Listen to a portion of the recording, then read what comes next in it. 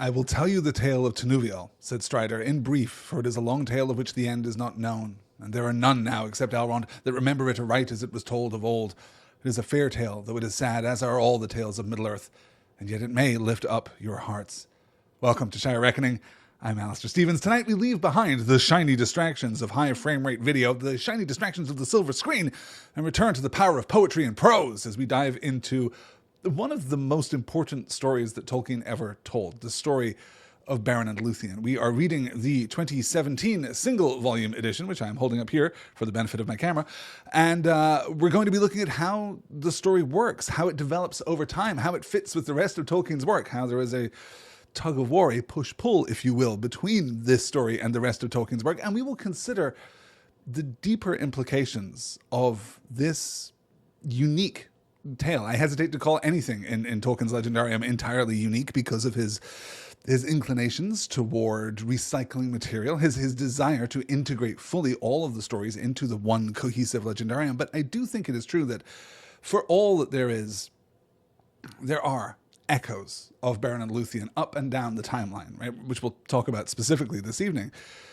It does stand apart. It is an entirely unique story, and I'm looking forward to delving into our analysis here. I know that I said in the preparatory material when we met here last in this digital moot that we would be covering around the first 100 pages. That, I promise you, is not going to happen tonight. I'm not entirely sure how far we are going to get, but we are not going to make it all the way to the end of the first version of the Tale of Tevildo. I hope that we will be able to introduce our major players. And I hope that we'll be able to get to the big bad, because the big bad is also a fascinating conversation. Good evening to Elizabeth, and good morning to Hugh. I hope you guys are going to enjoy tonight's session. It's a pleasure to have you here. That opening quote, of course, came from Chapter 11 of the Fellowship of the Ring, when Strider, as the party, the proto-fellowship, if you will, as they are sheltering in the dell at Weathertop, and Strider tells the hobbits the story of Beren and Lúthien because the night feels dangerous, and Strider believes that this story will, as he says, lighten their hearts. And it's a strange moment, even by the standards of poetic intrusion in the pages of The Lord of the Rings. It stands out even then, because it is such a tense, plot-driven sequence primarily.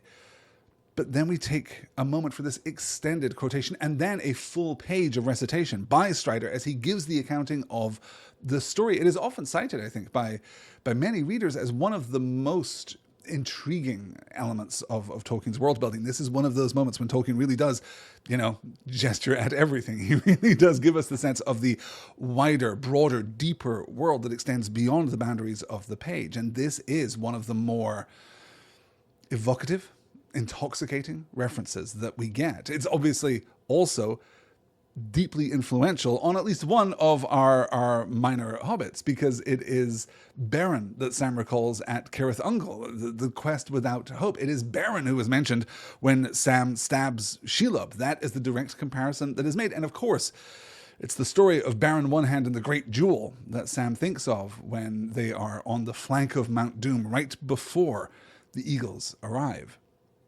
So it's influential within the text, and certainly influential without the text, certainly influential outside of the parameters of the story itself, for many reasons, which we'll begin to explore tonight as we disentangle what the story is, and more importantly, what the story is saying. Before we get to the text as Christopher offers it, let's take a moment to consider why this story matters so much to readers of The Lord of the Rings and to readers of Tolkien's other work and to the characters within the story. Beren and Lúthien is structurally one of the three great pillars of the Legendarium. These are the three great stories which Tolkien writes in the late 19-teens, which are, inarguably, inextricably, the foundations for the Legendarium. These are the three weight-bearing pillars from which all else is suspended. And it's interesting to observe, I think, that each of those three great stories operates not just in a different narrative mode, though that is absolutely true, but draws its chief inspiration from an entirely distinct literary tradition. We have the story of Turin Turambar, of course, the tragedy of Turin Turambar, which has been packaged and sold to you as the Children of Húrin, which echoes the Nordic tradition of the flawed, tragic hero, right? We're getting an heroic saga, if you like, in the Nordic tradition there, through the story of Turin Turambar. We're imitating Beowulf, we're imitating Kullervo, most strikingly from the Finnish tradition. We contrast that with the fall of Gondolin, which doesn't feel at all like a Nordic saga, but feels instead much more like an ancient Greek or ancient Roman faux history. It is not unlike an account of the Trojan War, right? It's not the fall of Gondolin is not unlike an account of the taken from the Iliad or taken from some other story of antiquity. It's presented in the mode of this classical history, and certainly observes many of the same movements and the same perspectives. It honors the same perspectives as many of those stories. And then we have Beren and Lúthien. We have the third great tale, which draws not from this distinct Nordic tradition, nor from this distinct classical tradition, but rather from the contradictory and chaotic tangle of influences which are so prevalent in the England of Tolkien's youth. I'm thinking of fairy tales from Shakespeare onward and from before Shakespeare. Crucially, we'll talk a little more about Shakespeare later in tonight's reading. We're drawing from Arthuriana, both the medieval tradition of the stories of King Arthur and the post-Shakespeare early modern renderings of those stories too. We're talking about elves, and we're talking about talking animals, and we're talking about medievalism. Yes, we're talking about echoes of Orpheus and Eurydice kind of filtered back through that medieval Christian perspective. We're also leavening it, of course, with a great deal of Christian morality, even though it is entirely compatible with Tolkien's secondary creation.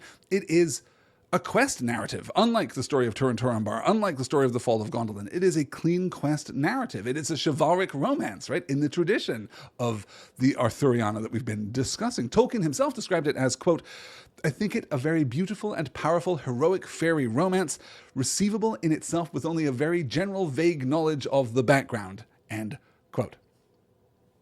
Which, agree to disagree. Well, I say agree to disagree. On the one hand, yes, Beren and Lúthien, more than any of the other stories in Tolkien's Legendarium, can, I think, stand on its own 2 feet. And yet, it's not a coincidence that Christopher spends so much time at the beginning of even the bound volume framing this story, offering us additional context, offering us additional perspective, giving us the frame story from the original story, the original version, right? We get the Cottage of Lost Play, we get the Lost Tales version of this story slightly. We get a brief account of that frame story. We get a brief account of how things sit in Middle Earth at this time, how things sit in Arda by the time that we get to the story, because we do need some of that in order that we readily understand and can readily assimilate the detail of what is happening. That said, you can strip out a lot of that material. You can strip out a lot of that historical material, and I think we see this conflict from Christopher.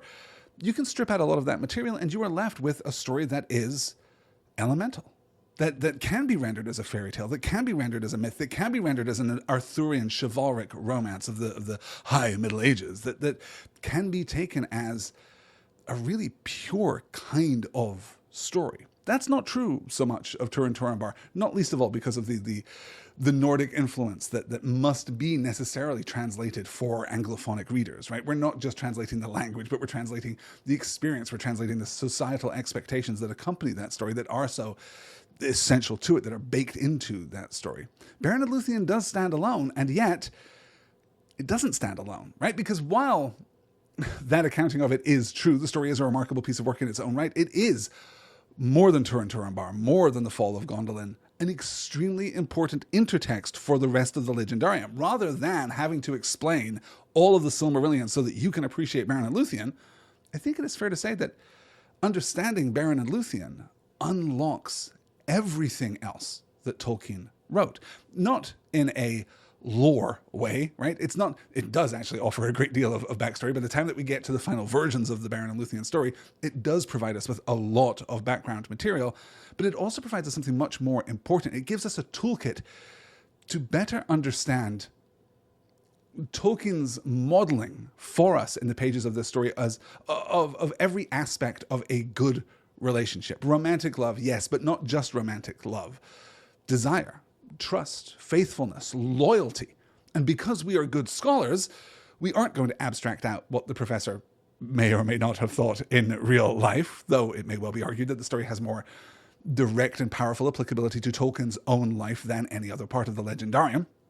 Rather, we're going to look through the prism of Beren and Lúthien and find within it reflections of all the other major relationships that we see in Tolkien's work. Everything is here. Aragorn and Arwen, perhaps most obviously, are here. Éowyn and Faramir, secondarily, though really interestingly, are here. But Frodo and Sam are here. Gimli and Legolas are here. Through Lúthien and Finrod Felagund and Huon the Hound, arguably even through King Thingol of Menegroth, of Doriath, we're going to be able to sense and begin to discern, more importantly perhaps, an underlying theology, an underlying ideology. We're going to see how Tolkien believes people ought to behave, like boots on the ground, one person to another. How ought we to comport ourselves, and how ought we not?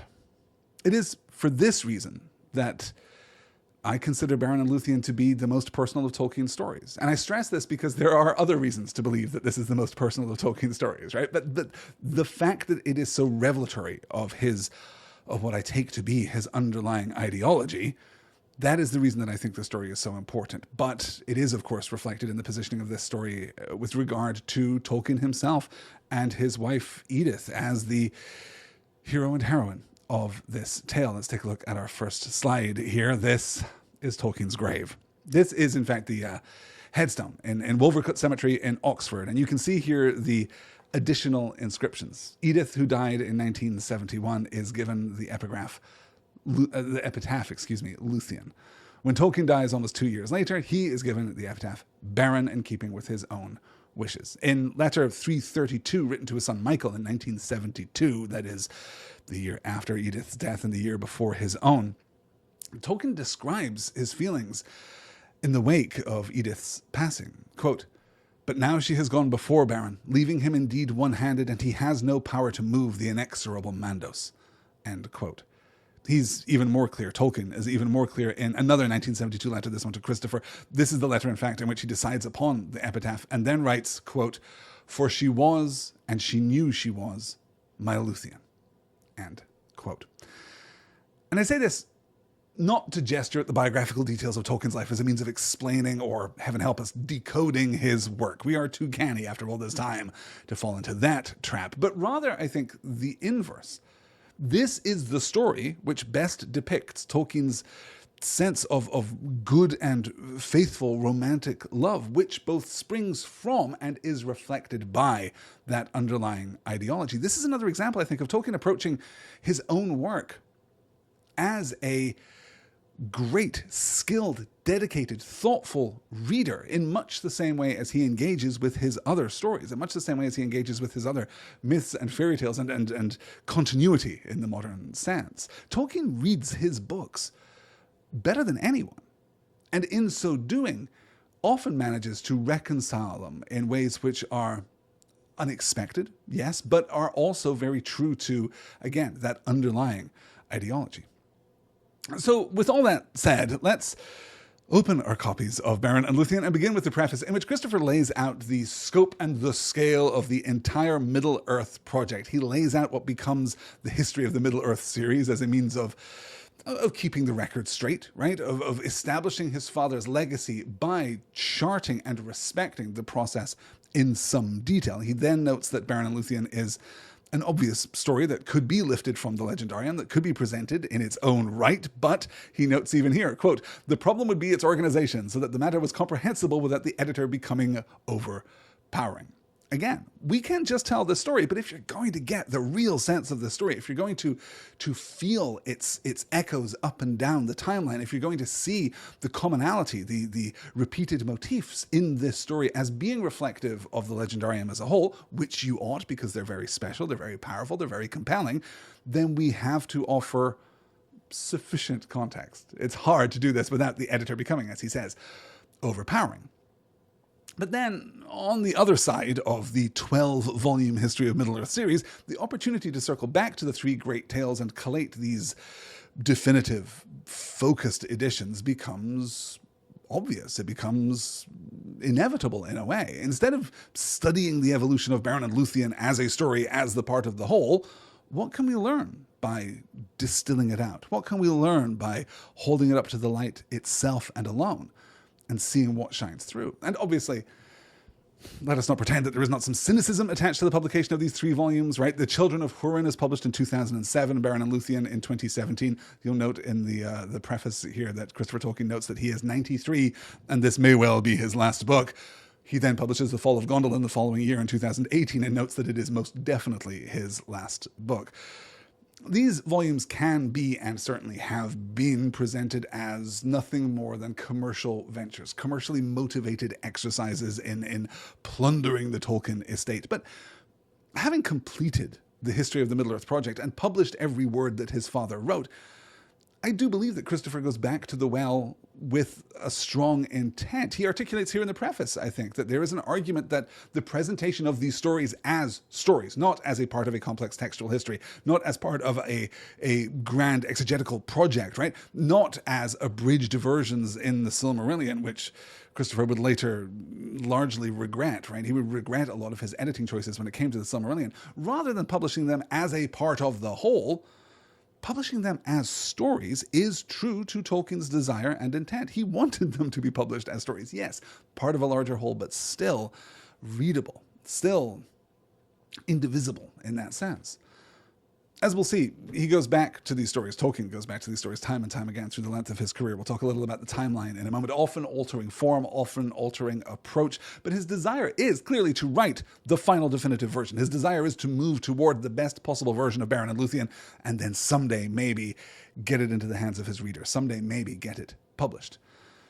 This preface, almost ironically, almost as though it is deliberately undercutting what it is that Christopher is setting out to do here, is followed by the notes on the elder days, which demonstrates directly the difficulty presented by the desire to present the story as a story alone and unto itself, but also to connect it to the other material in the legendarium, also to create this sense of textual history, the sense of weight. For what it's worth, though, the notes on the elder days, a crib sheet of the Silmarillion highlighting the important details, is taken by itself accessible, is readable, is fairly strong, is, heaven help us, really concise, but is also very carefully positioned. Let's take a look here at the introduction to the notes on elder days and observe what we can about how we are induced to connect this story to what comes before and after. Here we are. The depth of time to which the story reaches back was memorably conveyed in a passage in The Lord of the Rings. At the Great Council in Rivendell, Elrond spoke of the last alliance of elves and men and the defeat of Sauron at the end of the Second Age more than 3,000 years before. Quote, "Thereupon Elrond paused a while and sighed. I remember well the splendor of their banners, he said. It recalled to me the glory of the elder days and the hosts of Beleriand. So many great princes and captains were assembled, and yet not so many, nor so fair as when Thangorodrim was broken, and the elves deemed that evil was ended forever, and it was not so." "You remember," said Frodo, speaking his thought aloud in his astonishment, "but I thought," he stammered as Elrond turned towards him, I thought that the fall of Gil-galad was a long age ago." "So it was indeed," answered Elrond gravely, "but my memory reaches back even to the elder days. Eärendil was my sire, who was born in Gondolin before its fall, and my mother was Elwing, daughter of Dior, son of Lúthien of Doriath. I have seen 3 ages in the west of the world, and many defeats, and many fruitless victories."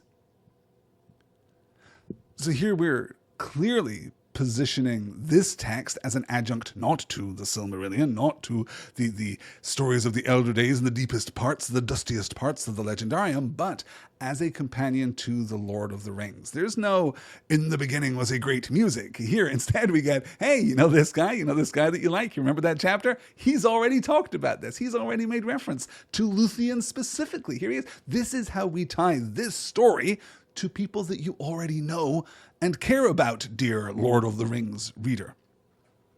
Which makes a lot of sense, honestly, and it is, of course, ultimately compatible. It's not a deceptive or even, I think, an ill-judged place to start. It's very tempting, particularly if you're coming to this from the Silmarillion, doubly so if you're coming to this from the History of Middle-earth series.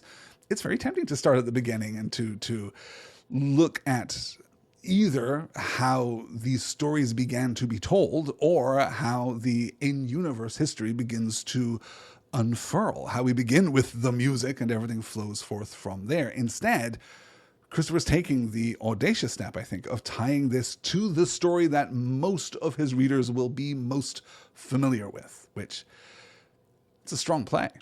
And from there, it's nothing but the hits, right? We move through the rest of this brief word on the Elder Days by name-checking everything that is significant. Morgoth was Melkor, the mightiest of the Valar, and now he's hanging out in Angband, the iron hell beneath the peaks of Thangorodrim, 150 leagues, 450 miles from Menegroth, the capital of Doriath, the kingdom of Thingol. Now, if you're coming to this strictly from The Lord of the Rings, it's maybe a lot. But if you're coming to this from the Silmarillion, I think it draws you in exactly the right way. You're getting all the keywords, you're getting all the history, you're remembering how these stories are situated geographically and temporally compared to the stories around them, and the whole thing works. Then we bounce back out, all the way out to Treebeard, all the way back to The Lord of the Rings, where we cite his notes on Beleriand, on Assyrian, on Dorthonian, right? And then we get the most ambitious section. So we've had a little Elrond, we've had a little Treebeard, we've had a little Silmarillion, but not too much. And then we have to have the history of the elves. We have to understand the full taxonomic spectrum of elves that Tolkien presents to us. Though I will note that even here, as we're undertaking the whole history of the elves, paren abridged, it is still pretty readable. We get the Morroquendi, the Calaquendi, we get the stories of the West, we get Feanor and the Silmarils and the kinslaying of the Teleri at Alqualonde, and I am barely, by the way, giving this last time that it is given in the book right now, and it's enough. Well, I hesitate even now. I rewrote this part of my notes several times over with a series of very definitive statements, none of which I think were completely true. I did say this is absolutely enough. It's more than enough to be going on with. Christopher displays a really astute sense of what is necessary for the story. And then I went back and reconsidered that and deleted it and said, it's nowhere near enough is the problem. There's just no way that you can communicate the enormity of the Legendarium in a page and a half or whatever it is in the final printed copy, right? And in a sense, I believe that both of those responses are completely true. I think that if you know your stuff, this situates you very nicely. If you don't know your stuff, then of course it is insufficient. And I can't measure that. I can't interpret it. I can't say for sure whether it is enough for the new reader or enough for the dedicated reader of The Lord of the Rings who hasn't even ventured as far as the appendices of that great volume. You know, I'm not sure whether there is enough here to really land the story, to anchor the story in its proper context, in its proper time and place. But what I can say, I think with a great deal of certainty, a great deal of confidence at least, is that this presentation of the history of the Elder Days does give the shape of things. It does give a general tenor to what follows hereafter. It gives us a sense of things, and there are enough proper nouns that you can delve into the index if you've got the that gigantic companion to The Lord of the Rings, the Reader's Companion. If you've got extra additional material, or if you just want to go to one of the many fan wikis run out there on the internet, if you want to go to onering.net, or if you want to go to Tolkien Gateway, or whichever resource you like using on the internet, you can go and look up what these things are. You've got enough material now to go. Are you interested in Assyrian? Go find out about Assyrian. It's fascinating. So I don't know exactly to what degree Christopher is intentionally playing here to the LOTR audience. I am burdened by knowledge, but I can't imagine that it isn't enticing. I think if you've gone far enough to pick up this book and get into it, if you've gone far enough to get past the reference to Elrond and the reference to Treebeard, you're probably going to be buoyed along by the movement of the story. Whether you are or are not, however, we should probably recap a little bit on our own sense for the benefit of the podcast audience who perhaps is not looking at the book as you are listening to my voice, who perhaps is not coming to this relatively fresh from our, however long we spent, our 6-month session looking at the Silmarillion last year on the podcast Stars and Swords, in which we delved very deeply into these pages. A quick refresher might help. Let's do the best sketch that we can. You'll see here on your screen in front of you the map of Beleriand and the lands to the north. This is, of course, west of mainland Middle-earth as we meet it in the Third Age. The boundary of the western edge of Middle-earth, effectively the Edded Luin, the Blue Mountains that you can see here on the right side of this page, that marks the coastal line more or less by the time that we get to the stories of the Third Age. Here we're doing something clearly a little different. So back in Valinor, right? The elves are invited to Valinor, the blessed realm of the West. And Morgoth takes, among many other awful deeds, he takes the Silmarils and he flees to Middle-earth. The Silmarils are very fancy, special, magical jewels forged by Feanor, who not only crafted the Silmarils, but was a real jerk about it. He recruits the Noldor elves and gives chase, during which time they incidentally kill a bunch of the other elves, the Teleri, and are doomed by Mandos of the Valar. In Beleriand, the western part of Middle-earth, as you can see here, war breaks out. Feanor is killed almost immediately, and in his dying breath, as he looks at the gigantic mountain peaks above the iron hell of Angband, of Morgoth's fortress itself, in that moment he understands that victory is impossible, that those halls will never be taken by the elves, and still nonetheless urges his sons to continue his great undertaking. They suck. In Beleriand, as I say, we're then setting up this siege of Angband, which is just to the north, just off the north of this particular map that I'm showing you. Here, Morgoth retreats into the depths of his fortress, and we get centuries of a fragile peace and sudden battle between the elves and the armies of Morgoth, and we stir into this combustible mix, dwarves and the men of Middle-earth. After important prophecies from Ulmo, the Valar of the seas and the water, Fingolfin's son Turgon, this is Feanor's nephew, Turgon, goes off to build Gondolin in secret. Finarfin's son Finrod, Feanor's other nephew, Finrod, also known as Finrod Felagund, goes off to build Nargothrond, which will be significant in later parts of the story, though not in the first edition. For now, the battle lines are clear. Good guys versus bad guys. But we can't forget that the Sons of Feanor, basically and broadly the worst dudes to ever do it, are still bound by the oath that they took to recover the Silmarils, no matter the cost, no matter who holds them. As Brian says here in the chat, Feanor, boo.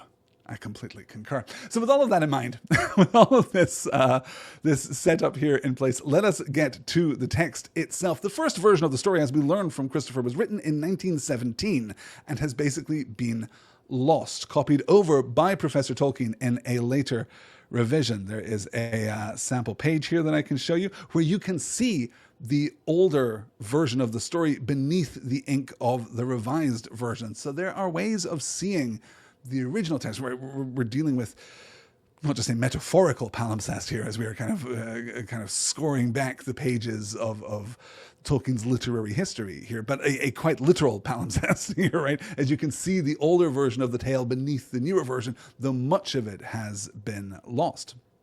So this story takes shape in 1917. Tolkien is 25. This is the year after he finally marries Edith. This is, as I say, the third of the great foundational tales of the Legendarium. The first version as presented in the Lost Tales is the Tale of Tenuvial, which we will continue on to look at tonight. And the basic shape of the story is the same. The basic shape of the story remains pretty consistent through all of these revisions, which is true of all of Tolkien's work, I would say. I've talked before about what an admirable and efficient editor he is, how he approaches his own work as a piece of existing text and seeks to revise it with the lightest of all possible touches, with the greatest efficiency. He will not change 10 words if changing one word will do. He certainly won't change 10,000 words if changing one word will do. So we get this first version of the story, which we'll discuss in just a moment. Then in 1925, he begins to craft the Lay of Lúthien, an epic, poetic retelling of the story. That takes him about 6 years. He's working on it on and off through until 1931, at which point, despite the significant length of the Lay of Lúthien, it is set aside. In 26, and we'll be talking about this hopefully next week, Tolkien writes his famous sketch of the mythology, which is the first kind of general outline of everything that is in the Silmarillion. It includes Beren and Lúthien. Then in 1930, he writes the Quenta Noldorinwa, which is a revised version of that sketch of the mythology. It is his own first stab at what becomes the Quenta Silmarillion, right? The story of the Silmarils contained within the Silmarillion. It's unfortunate that that book was called the Silmarillion in some ways, because it does make it difficult to talk about this particular part of that story. It starts with a version of the Vala Quenta and then runs all the way through to the defeat of Morgoth. And then, again, that too is set aside. It isn't until after the completion of The Lord of the Rings that Tolkien, again, openly, consciously returns to Beren and Lúthien, returns to the Lay of Lúthien, and begins to completely rewrite it, only to become distracted once more and to leave the task unfinished. In this book, however, Christopher takes the time to sketch the Book of Lost Tales, to sketch the frame device here, even though he notes it doesn't really touch the substance of Beren and Lúthien at the same time. I'm kind of hesitating here because this really does indicate the tug of war between Christopher's two impulses, right? He wants to produce this book as a, if not singular and definitive version of Beren and Lúthien, a complete encapsulation of that story. You can just go and read this relatively slim hardback volume and get the Beren and Lúthien story, instead of wading through the abridged version in the Silmarillion or the fully developed versions in the history of Middle-earth, right? This is the idea, is that this is the story of Beren and Lúthien. But he spent 40 years by the time he publishes this book engaging in this editorial, combinatorial, analytical approach. And some of that still leaks through. Although, to be fair to Christopher, I am not sure where else to draw the line. I'm not sure what else one could do to both encompass the breadth of the legendarium and also distill out the shape of the story itself. I'm not at all sure that there's a better or easier or more direct way of dividing up your intent when it comes to this book. But this is what we get nonetheless. It's just interesting, I think, to observe the tug of war there. So this then brings us to the earliest version of the story.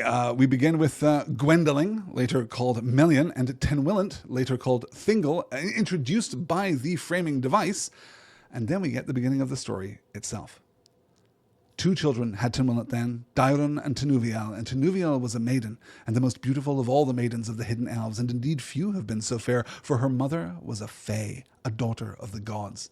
But Daeron was then a boy, strong and merry, and above all things he delighted to play upon a pipe of reeds or other woodland instruments, and he is named now among the 3 most magic players of the elves, and the others are Tingfang Warble and Ivare, who plays beside the sea. But Tenuviel's joy was rather in the dance, and no names are set with hers for the beauty and subtlety of her twinkling feet. Now it was the delight of Daeron and Tenuviel to fare away from the cavernous palace of Tenwillant their father, and together spend long time amid the trees. There often would Daeron sit upon a tussock or a tree root and make music, while Tenuviel danced thereto, and when she danced to the playing of Daeron, more lissome was she than Gwendoling, more magical than Tinfang Warble neath the moon, nor may any see such lilting, save it be only in the rose gardens of Valinor, where Nessa dances on the lawns of never-fading green. Even at night, when the moon shone pale, still they would play and dance, and they were not afraid as I should be, for the rule of Tenwillant and of Gwendoling held evil from the woods, and Melko troubled them not as yet, and men were hemmed beyond the hills. Now the place that they loved the most was a shady spot, and elms grew there, and beech too, but these were not very tall, and some chestnut trees were there with white flowers, but the ground was moist, and a great misty growth of hemlocks rose beneath the trees. On a time of June they were playing there, and the white umbels of the hemlocks were like a cloud about the boles of the trees, and there Tenuviel danced until the evening faded late, and there were many white moths abroad. Tenuviel, being a fairy, minded them not as many of the children of men do, though she loved not beetles, and spiders will none of the Eldar touch because of Ungueliante. And now the white moths flitted about her head, and Daeron trilled an eerie tune, when suddenly that strange thing befell.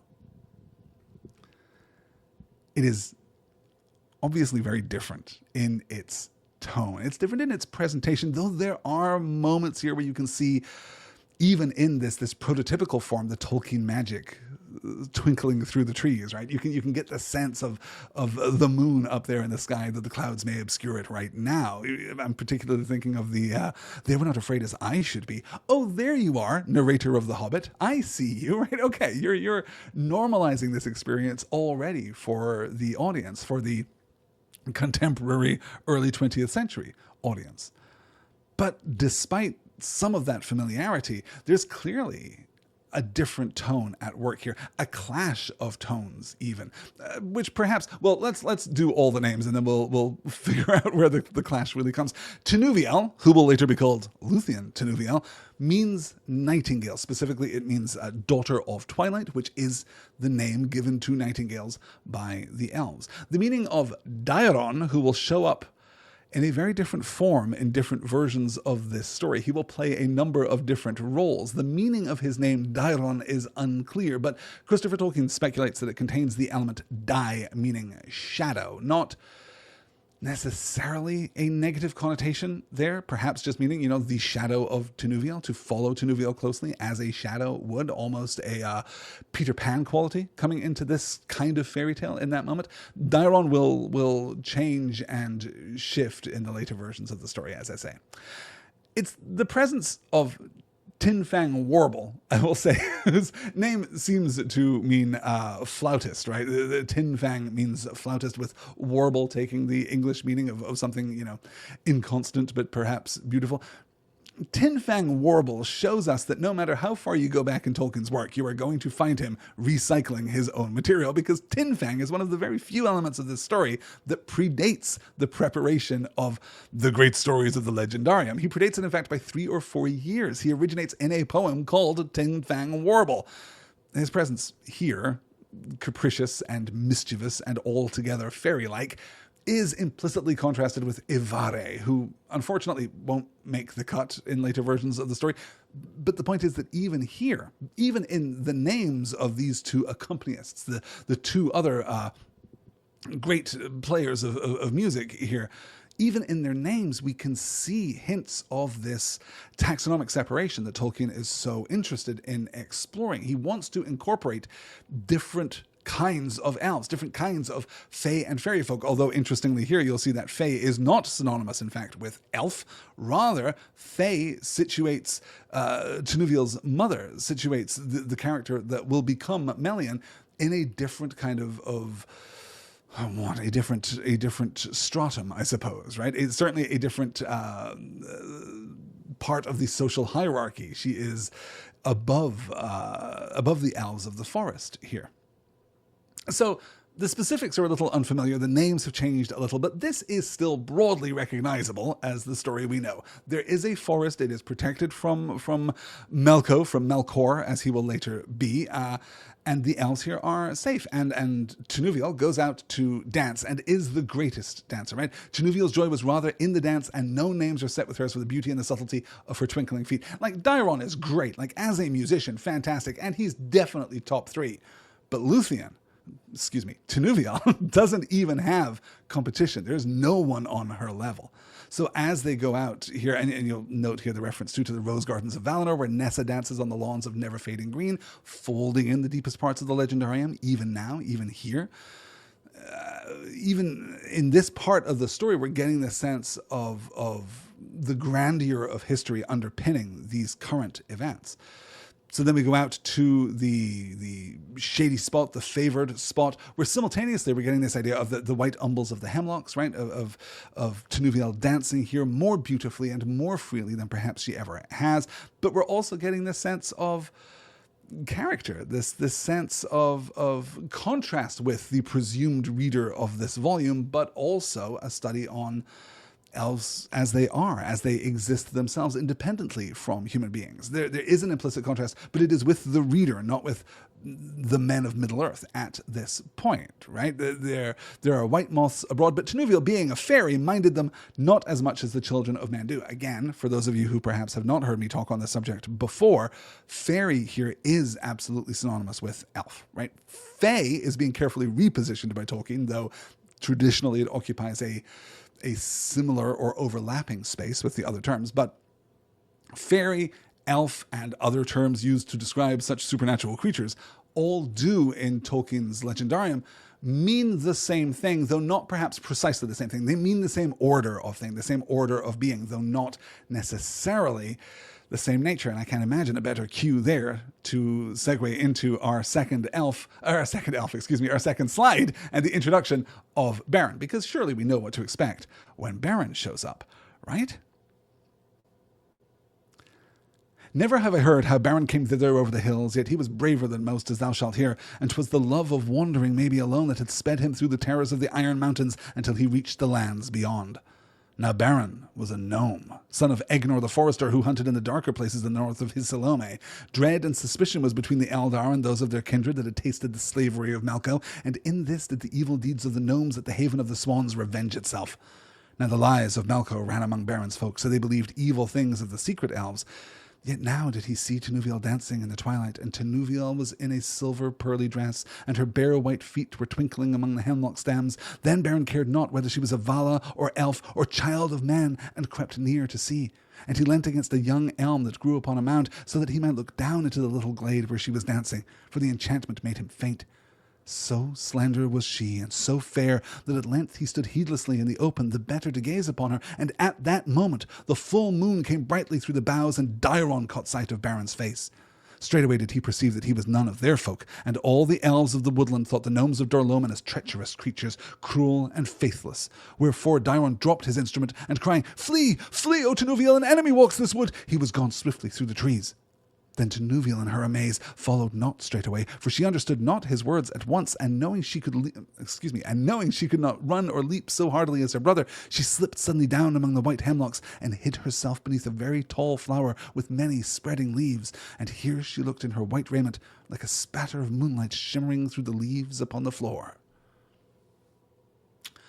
So yeah, Beren's a gnome, right? By which Tolkien means an elf. Specifically, he is of the Noldor. He is of the people of Feanor. Interestingly, in the first handwritten version, that palimpsest version that we discussed earlier, in that first handwritten version, Beren is presented as being a mortal man. So the underlying dynamic here, the idea of a social distance as well as a distinction of nature between Beren and Tenuviel is already present. The dynamic is in place. It's already in his head. There is just a little balancing to be done, a little tweaking to be done. And what is most interesting about that, I suppose, is the way in which this pattern is repeated. If you were with me for the long discussion of the Silmarillion that we did last year over on Stars and Swords, then you will remember, I'm sure, the lengths at which I discussed typology, in which certain story structures or relationships are repeated, prefiguring or echoing or reinforcing the others, creating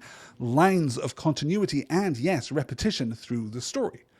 Now, typology is usually a feature of biblical studies. It is used most often, I guess, to reconcile through comparison and contrast the Old and New Testaments, to see evocations and prefiguring of certain stories in the older text. But we can certainly see the same mechanics emerging across the full span of Tolkien's world here, right? It is not a coincidence or lazy storytelling that the eagles arrive at opportune moments. It is typological. It is a conscious desire to have each instance of this event or of this pattern or of this shape reinforcing the others, calling them to mind, recalling them to the reader. The same could be said for battles conducted partially or completely in song. We just discussed, in fact, the typological echoes found in the pages of The Hobbit. Consider the arrival of the dwarves at Bag End, and then again the arrival of the dwarves at Beorn's house, for example, right?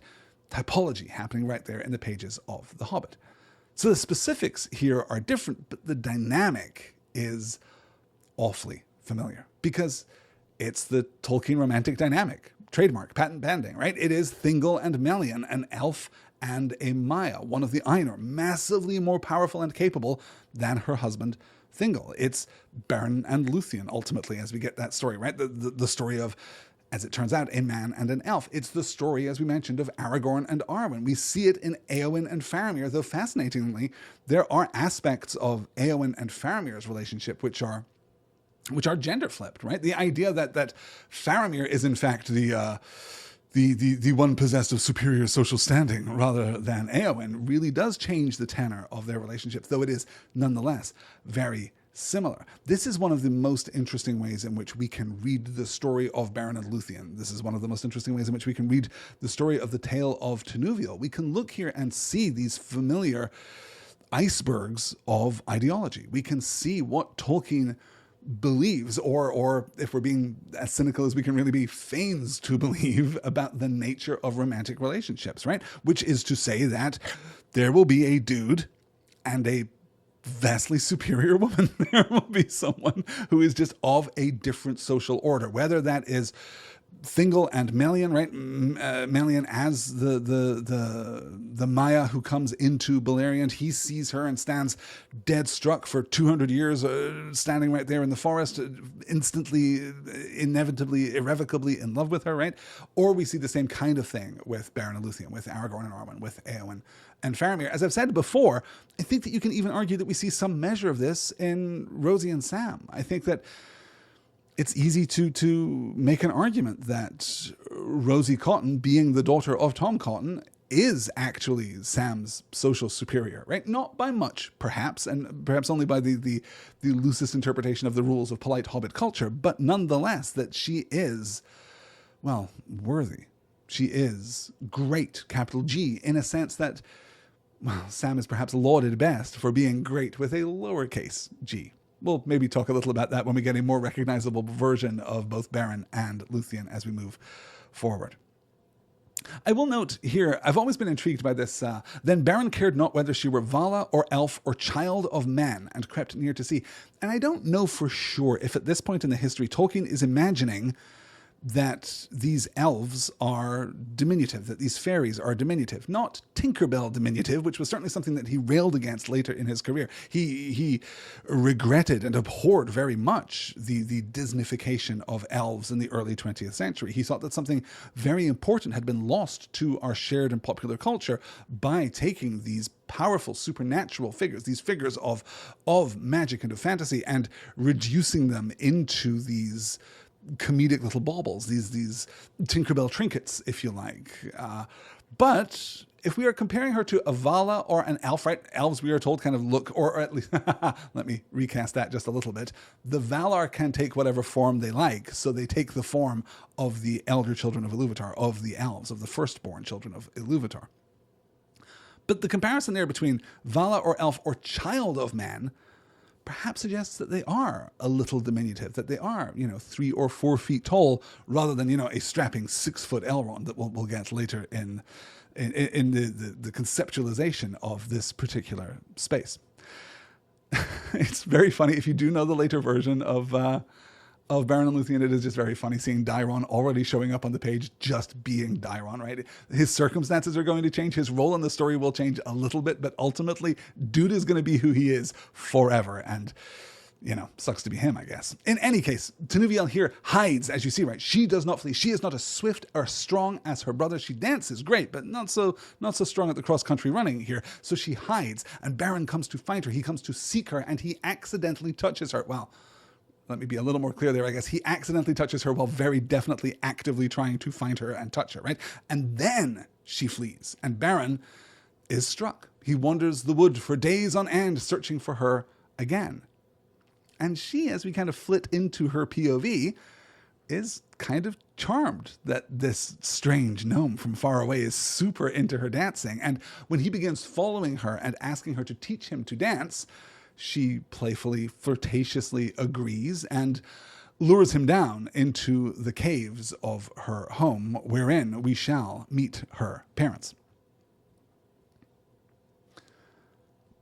When, however, Beren found himself before the king, he was abashed, and of the stateliness of Queen Gwendolen he was in great awe. And behold, when the king said, "Who art thou that stumbleth into my halls unbidden?" he had naught to say. Tenuviel answered therefore for him, saying, "This, my father, is Beren, a wanderer from beyond the hills, and he would learn to dance as the elves of Artenor can dance." And she laughed. But the king frowned when he heard whence Beren came, and he said, "Put away light words, my child, and say, has this wild elf of the shadows sought to do thee any harm?" "Nay, father," said she, "and I think there is not evil in his heart at all, and be not thou harsh with him, unless thou desirest to see thy daughter Tenuviel weep, for more wonder has he at my dancing than any that I have known." Therefore said Tynwillet now, "O Beren, son of the Noldoli, what dost thou desire of the elves of the wood ere thou returnest whence thou camest?" So great was the amazed joy of Beren's heart when Tenuviel spake thus for him to her father, that his courage rose within him, and his adventurous spirit that had brought him out of his Salome and over the mountains of iron awoke again. And looking boldly upon Tynwillet, he said, "Why, O king, I desire thy daughter Tenuviel, for she is the fairest and most sweet of all maidens I have seen or dreamed of." Then was there a silence in the hall, save that Daeron laughed, and all who heard were astounded, but Tenuviel cast down her eyes. And the king, glancing at the wild and rugged aspect of Beren, burst also into laughter, whereat Beren flushed for shame, and Tenuviel's heart was sore for him. Why, wed my Tenuviel, fairest of the maidens of the world, and become a prince of the woodland elves, 'tis but a little boon for a stranger to ask, quoth Tynwillant. Haply I may with right ask somewhat in return. Nothing great shall it be, a token only of thy esteem. Bring me a Silmaril from the crown of Melko, and that day Tenuviel weds thee, and she will. It's interesting to track how much respect this character, Tynwillt, as he's given to us here, who will be King Thingol of Doriath, how much respect he gives or does not give to his daughter, because that waxes and wanes in a really interesting and indicative way as we move through these varied versions of the story. So this is, of course, familiar to you if you know the version of Beren and Lúthien, at least in its broadest sense. We get here not quite the setting of the quest as it is ultimately given to us, but we get the formative version of that, the primitive version of that. Though here it is less perhaps a grand injunction upon Beren the hero than it is a playful, mocking response, right? As you can see, it's accompanied by laughter. Beren is flushed with shame. Tenuviel's heart aches for him here. And Tynwillt is just having his moment here. Oh, sure, no problem. I mean, to walk into my house, to wed my daughter, to become a prince of the woodland elves, absolutely. I mean, sure, maybe I could haply, as he says, right, luckily, I may with right ask somewhat in return. Sure, absolutely. I think that it's great for you to marry my daughter. Just a Silmaril from the crown of Morgoth will do, a crown of Melko, excuse me. And that day Tenuviel weds thee, and she will, right? If she chooses to, then she can, just as soon as I have a Silmaril in my hot little hand. Which is, again, exactly how we interpret this is fluid, it is flexible. How we see Thingol as he will be navigating it is, I think, much more tempestuous than it is here. But I'm certainly inclined to read Tynwillt here as giving us, yes, mockery and a kind of impossible challenge. Sure, yes, you can marry my daughter. All you have to do is undertake an impossible task. Not in the this is going to cause you great danger and ultimately death kind of way that it will later be, right? It's not quite the setting of a quest in those terms. It seems here to be something much more absurd. As I say, accompanied by the laughter, right? Silence in the hall save that Daeron laughed and all who heard were astounded. There's just that great moment. You can imagine, I think, the cinematography, the production of this sequence. There is an ongoing question as to the adaptability of the Beren and Lúthien story, and it's challenging, and it is not without its real obstacles. I think that there are certain factors associated with the story of Beren and Lúthien, whether we get it here in the Tale of Tenuviel or we get, the finalized version later in this book, or the Silmarillion version, or whichever version of it we take. There are challenges to it, but the central narrative is very straightforward. As I said earlier, it is a quest structure in a much more direct way than basically anything else that Tolkien ever wrote, right? Under most circumstances, we're not going to get something that's just this A to B to C clean. It obviously does take on complication later, and the fallout from this quest is enormous, but the inciting incident, very straightforward. You'll see here too how much credibility we give to Tenuviel, how much respect the narrative voice shows Tenuviel. She's aware of who and what Beren is, but she's trusting in her own assessment of him and in his appreciation of her dancing. She sees here something that does have value. It's not grand, perhaps, right? Maybe it's a little juvenile, maybe it's a little self-regarding, but who doesn't love praise? Flattery is going to be a major component in this story, after all. But there is something Tenuvielian, right? There is something of her in that process of advocation. As she speaks to her father on his behalf, there is something genuine happening there, and it is a power that she has granted herself. Let's move on. I'm already all but out of time. I think we're maybe only going to squeeze in one more. I'm looking to see here what yes, let's do one more. This will be great, actually, because of course, as he was destined to do, Beren accepts the task, not without a little snark on his own, and he heads out, into the wild. He heads out to Angamandi, the home of Melkor, later Angband, the home of Melkor, or Morgoth even. He goes out without real plan or provision. We get this detail of him having a fight with a stick, and is rather quickly and efficiently captured by orcs, worn and hungry, and then taken to Melko himself, at which point he makes a classic persuasion roll. Melko, however, looking upon him was wroth, asking how a gnome, a thrall by birth of his, had dared to fare away into the woods unbidden. But Beren answered that he was no runagate, but came of a kindred of gnomes that dwelt in Ariador and mingled much there with the folk of man. Then was Melko yet more angry, for he sought ever to destroy the friendship and intercourse of elves and man, and said that evidently here was a plotter of deep treacheries against Melko's lordship, and one worthy of the tortures of the Balrogs. But Beren, seeing his peril, answered, "Think not, O most mighty Ainu Melko, lord of the world, that this can be true. For if it were, then should I not be here unaided and alone? No friendship has Beren, son of Egnor, for the kindred of men. Nay, indeed, wearying utterly of the lands infested by that folk, he has wandered out of Ariador. Many a great tale has my father made to be aforetime of the splendor and of thy splendor and glory. Wherefore, albeit I am no renegade thrall, I do desire nothing so much as to serve thee in what small manner I may." And Beren said therewith that he was a great trapper of small animals and a snarer of birds, and had become lost in the hills in these pursuits, until after much wandering he had come into strange lands, and even had not the orcs seized him, he would indeed have had no other rede of safety but to approach the majesty of Ainu Melko and beg him to grant him some humble office as a winner of meats for his table, perchance. Now the valor must have inspired that speech, or perchance it was a spell of cunning words cast on him in compassion by Gwendolen, for indeed it saved his life. And Melko, marking his hardy frame, believed him, and was willing to accept him as a thrall of his kitchens. Flattery savoured ever sweet in the nostrils of that Ainu, and for all his unfathomed wisdom, many a lie of those whom he despised deceived him, or they clothed sweetly in words of praise. Therefore now he gave orders for Beren to be made a thrall of Tevildo, prince of cats. Now Tevildo was a mighty cat, the mightiest of all, and possessed of an evil sprite, as some say, and he was in Melko's constant following, and that cat had all cats subject to him, and he and his subjects were the chasers and getters of meat from Melko's table for his frequent feasts. Wherefore is it that there is hatred still between the elves and all cats, even now when Melko rules no more, and his beasts are become of little account? Classic trickster hero stuff, right? These are the kinds of stories in which the heroes are celebrated as much for their wit, their ability to outthink the rules of the situation in which they find themselves, than they are for their ability to swing a sword or rescue a princess. This is a classic heroic form. This is a pulp heroic form that was coming to prominence as Tolkien was writing this. Of course, Conan is not this kind of hero. Han Solo is a throwback, certainly, to this kind of hero. But there are other much older and traditional forms of this archetype too.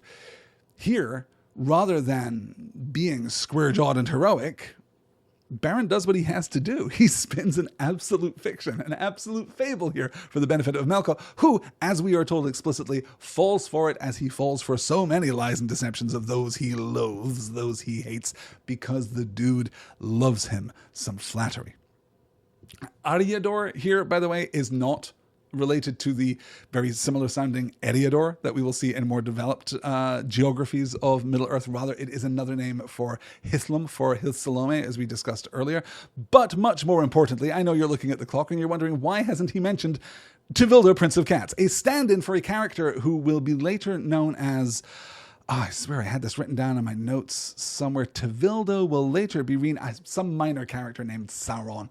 I'm sure he's not that important. Tevildo's name seems to be derived from the Quenya word for hatred. It is certainly possible. I hesitate even to bring this up, but I mean, the presence of Tevildo, Prince of Cats, demands a certain amount of analysis, I think, and it is certainly possible that this is another example, like the Ents at Isengard, like Éowyn and the Witch King, most famously, of course. This might be another example of Tolkien taking a shot at Shakespeare, because Tevildo is fairly, phonotactically similar to Tybalt, right? We're not a million miles away. Tybalt, of course, from Romeo and Juliet, also known per Mercutio as Prince of Cats, because he is sly, because he is given to sudden violence, because Tolkien is seriously a dog guy and absolutely not a cat guy. Tolkien, aside from his explicit criticism of the prophecy in Macbeth and his recapitulation of both Birnam Wood and the No Man Born, right? His recapitulation of both of those within the pages of The Lord of the Rings are intentional strikes against his verdict on Shakespeare, or strikes against what he thinks of as a certain cowardice from Shakespeare. He also, despite that, had some complicated feelings about Shakespeare's influence on the English language, yes, but also on the English imaginary, including the presentation of elves in particular. He sees Shakespeare as being in part responsible for that early modern repositioning of elves, of fairies, as less magical, fantastical, terrifying, right? Into something more whimsical, domestic, more integrated into our sense of a world that absolutely has polite London society at its pinnacle. So it is possible that we are overextending the analysis there, right? It is possible that the gigantic talking evil cat is just another fairy tale element that Tolkien wants to fold in. Certainly it is setting the stage for his etiological account of the eternal discord, not just between elves and cats, as you'll see from the bottom of this slide, but between cats and dogs themselves, right? Further analysis of that. We'll have to wait until we meet the very good dog in question, which we shall in next week's reading. We did not make it as far as I hoped we would, but we did make it further than I feared we would. And there's something to be said for all of that. Let's wrap up tonight's show then by taking a quick look, as I can fast forward through my slides to see here at the very end, yes, our schedule to come. And there it is. Stars and Swords concludes our discussion of Mort next week on the 5th of May. And the following week, though it says here on the slide, part 1 of Beren and Lúthien, in fact, we'll be doing part 2. I've decided to take the unorthodox approach of following this first part with a second part. I think that that's maybe the most productive way to move through the book at this point. I have no idea how far we will go. We will definitely finish the back half of the Tale of Tevildo and get through the sketch of the mythology. We'll see exactly how that goes. Elizabeth is saying here in the chat, I was not prepared for this to be a cats and dogs story. And yet, were you a dog person, Elizabeth, which I know that you are not, were you a dog person, then you would have a real treat in store for you. Huon the Hound is absolutely a fan favorite character, a real fan favorite character, particularly given the scale of this particular story. I know, calling you out in the chat, that's how it goes. Just you know, as Brian says, he's a good boy. He's a good boy who was blessed with the ability to speak 3 times. We're going to talk about it. We're going to get into the whole thing. And we'll certainly have more to say about Tevildo, Prince of Cats, in next week's session. Guys, thank you so much for joining me. Please do join me next Tuesday night is the plan for the concluding discussion of our first ever Terry Pratchett book over on Stars and Swords. We will be finishing up our discussion of Mort and talking about the resilience and mutability of reality on the disc and what that tells us about Pratchett's belief in, well, belief itself, the power of faith and the power of storytelling. More on that next week in Stars and Swords. And then, as I say, we'll be back in 2 weeks to talk about Beren and Lúthien a little more. Maybe we'll even get to meet this mysterious and elusive Lúthien figure. Maybe she'll step in to replace Tenuvial at some point very soon. Until we return, thank you so much for listening. Thank you so much for your support. If you would like more from me, I can't imagine that you would, but if you do, you can head on over to patreon.com/nextword. You can pledge your support. You can also sign up there for free so that you can get the invites every week for these live sessions. If you want to come and hang out in the chat with the finest folks out there on the internet, I'm talking about Hugh and I'm talking about Brian and I'm talking about Elizabeth, then you can find all of that over on the Patreon page, patreon.com/nextword. That's going to do it for this episode of Shire Reckoning. Thanks so much for listening. I will talk to you all again soon. Until then, do please take care, and Aure and Teluva. Good night, all.